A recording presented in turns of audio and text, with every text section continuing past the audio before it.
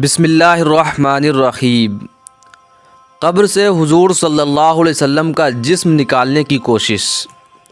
دوستو، آج جو واقعہ میں آپ کو سنانے جا رہا ہوں اسے سن کر آپ کے رونگٹے کھڑے ہو جائیں گے۔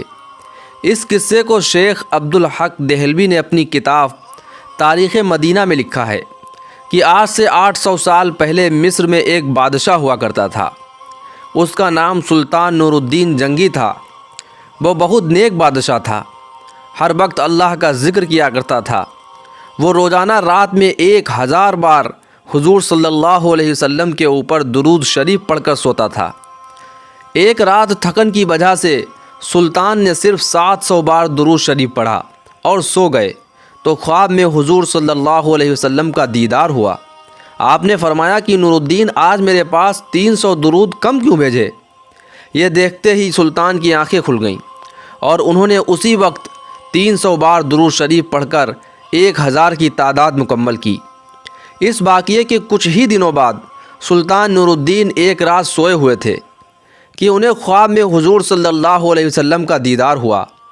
آپ صلی اللہ علیہ وسلم نے سلطان سے کہا کہ سلطان، 2 عیسائی آدمی میرے جسم کو قبر سے نکالنا چاہتے ہیں، تم جلدی سے مدینہ آ کر ان کی خبر لو، ورنہ میرا جسم ان عیسائیوں کے ہاتھ میں چلا جائے گا۔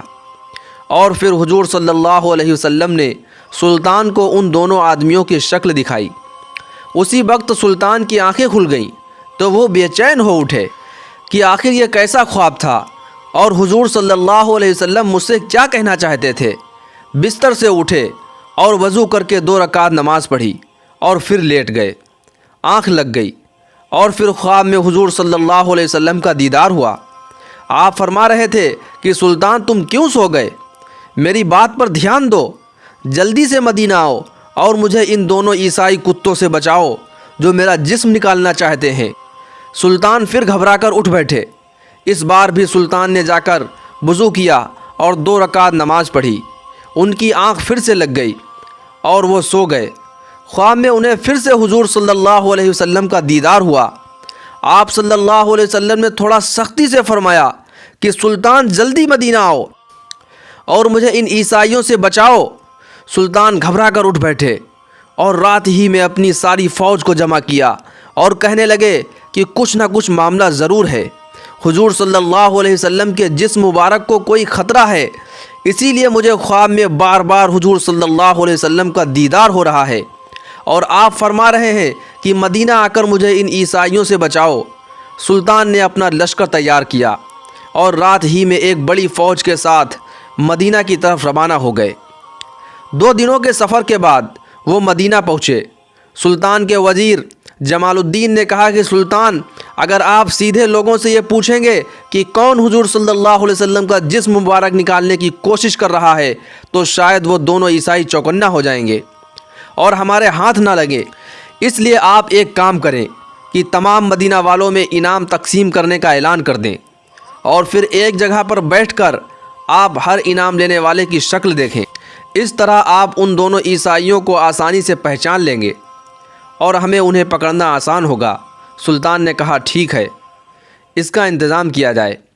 اور پھر صبح ہوتے ہی پورے مدینہ میں اعلان کر دیا گیا کہ سلطان نور الدین کی طرف سے تمام مدینہ والوں کو انعام بانٹے جائیں گے۔ انعام تقسیم کے وقت سلطان ایک کرسی پر بیٹھ گئے اور وزیر جمال الدین لوگوں کو ایک ایک کر کے انعام دینے لگے۔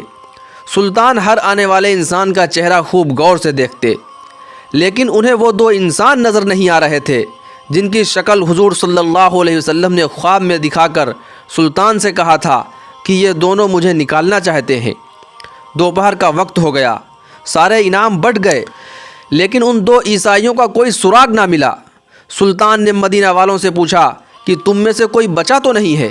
لوگوں نے کہا، نہیں سلطان، سارے لوگ انعام پا چکے ہیں، اب مدینہ میں کوئی انعام پانے سے نہیں بچا۔ سلطان نے کہا، نہیں، ابھی 2 لوگ بچے ہیں، وہ میرے پاس حاضر نہیں ہوئے ہیں۔ تو لوگوں کی بھیڑ میں سے ایک آدمی نے آگے بڑھ کر کہا کہ ہاں سلطان، آپ ٹھیک کہہ رہے ہیں، ہمارے محلے میں 2 اللہ کے بڑے نیک بندے ہیں، وہ اپنے گھر سے باہر نہیں نکلتے ہیں، نہ کسی سے کوئی مطلب رکھتے ہیں، صرف نماز پڑھنے کے لیے مسجد نبی میں آتے ہیں اور پھر اپنے گھر میں ہر وقت اللہ کی تسبیح پڑھا کرتے ہیں، وہ دونوں بڑے نیک آدمی ہیں، ہم لوگوں کی بہت مدد کرتے ہیں اور خوب صدقہ خیرات دیتے ہیں، وہ انعام لینے نہیں آئے ہیں۔ سلطان نے کہا کہ میں ان سے ملنا چاہتا ہوں۔ لوگوں نے کہا سلطان آپ ان سے مل کر کیا کریں گے؟ وہ دونوں تو بیچارے دنیا سے الگ تھلگ اپنی عبادتوں میں لگے رہتے ہیں، دنیا داری سے انہیں کوئی مطلب ہی نہیں۔ سلطان نے کہا کہ مجھے ان دونوں پر شک ہے کہ وہ دونوں تم سبھی کو دھوکہ دے رہے ہیں اور نیک بننے کا صرف ناٹک کر رہے ہیں اور تمہاری آنکھوں میں دھول جھونک رہے ہیں۔ لوگوں نے کہا سلطان ہمارے نیک لوگوں کے بارے میں ایسی باتیں نہ کریں، وہ بہت اچھے لوگ ہیں، ہم ان کے خلاف کوئی گستاخی برداشت نہیں کریں گے۔ سلطان نور الدین نے جب دیکھا کہ لوگ مخالفت پر آ سکتے ہیں تو انہوں نے مدینہ کے حاکم کو اپنے پاس بلایا اور انہیں ساری باتیں بتا دیں کہ خواب میں مجھے حضور صلی اللہ علیہ وسلم نے ایسی ایسی باتیں بتائی ہیں، اس لیے میں ان دونوں آدمیوں سے ملنا چاہتا ہوں۔ حاکم نے کہا کہ سلطان تم پریشان نہ ہو، میں اس کا انتظام کرواتا ہوں، اور جو بھی مخالفت کرنے کے لیے سامنے آئے گا اسے کڑی سے کڑی سزا دی جائے گی۔ اور پھر سلطان نور الدین مدینہ کے حاکم کے ساتھ ان دونوں آدمیوں کے گھر پہنچے۔ سلطان نے جیسے ہی ان دونوں آدمیوں کی شکل دیکھی تو وہ انہیں پہچان گئے، کیونکہ یہ دونوں وہی انسان تھے جن کی شکلیں حضور صلی اللہ علیہ وسلم نے خواب میں سلطان کو دکھائی تھیں اور فرمایا تھا کہ یہ دونوں میری قبر سے میرے جسم کو نکالنا چاہتے ہیں۔ سلطان نے ان دونوں سے ساری باتیں پوچھیں تو انہوں نے صاف انکار کر دیا کہ ہم تو حضور صلی اللہ علیہ وسلم سے بہت زیادہ محبت کرتے ہیں، اسی لیے تو ہم اپنا شہر چھوڑ کر مدینہ میں آ کر رہنے لگے ہیں، ہم ایسا گندا کام کیوں کریں گے؟ سلطان نے کہا تم سچ سچ بتا دو ورنہ میں تمہیں بہت سخت سزا دوں گا۔ ان لوگوں نے کہا کہ سلطان ہم بالکل بے قصور ہیں، تمہیں جو کرنا ہے کر سکتے ہو۔ پھر سلطان نے فوجیوں کو حکم دیا کہ ان کے گھر کا کونا کونا چھان مارو اور ہر چیز ہٹا کر دیکھو کہ کیا کہیں سرنگ کا نشان ملتا ہے۔ فوجیوں نے پورا گھر چھان مارا لیکن کہیں سراغ نہ ملا۔ سلطان نے خود اندر جا کر ایک ایک چیز ہٹا کر دیکھی لیکن کہیں کچھ نشان نہ ملا۔ اب تو لوگوں نے بھی کہنا شروع کر دیا کہ سلطان یہ تمہاری غلط فہمی ہے، تم ہمارے اللہ والوں کو کیوں پریشان کر رہے ہو؟ مدینہ کے حاکم نے بھی سلطان سے چپکے سے کہا کہ سلطان مجھے بھی یہی لگتا ہے کہ آپ سے کوئی غلط فہمی ہو گئی ہے، بہتر ہوگا کہ آپ ان دونوں آدمیوں کو چھوڑ دیں ورنہ لوگوں کی مخالفت بڑھ سکتی ہے۔ سلطان بہت زیادہ پریشان ہو گئے۔ اس کمرے میں ایک مصلی بچھا ہوا تھا۔ سلطان نے مصلی پر کھڑے ہو کر اللہ سے فریاد کی اور سجدے میں سر رکھ کر رونے لگے اور اللہ سے دعا مانگنے لگے کہ میرے اللہ میں ایک انسان ہوں، میرے اندر جتنی طاقت تھی میں نے اتنی کوشش کر لی، لیکن آپ کے پیارے نبی نے فرمایا تھا کہ یہی دونوں دھوکے باز انسان آپ صلی اللہ علیہ وسلم کا جسم نکالنا چاہتے ہیں، لیکن یا اللہ مجھے کوئی سراغ نہیں مل رہا ہے، آپ میری رہنمائی فرمائیں۔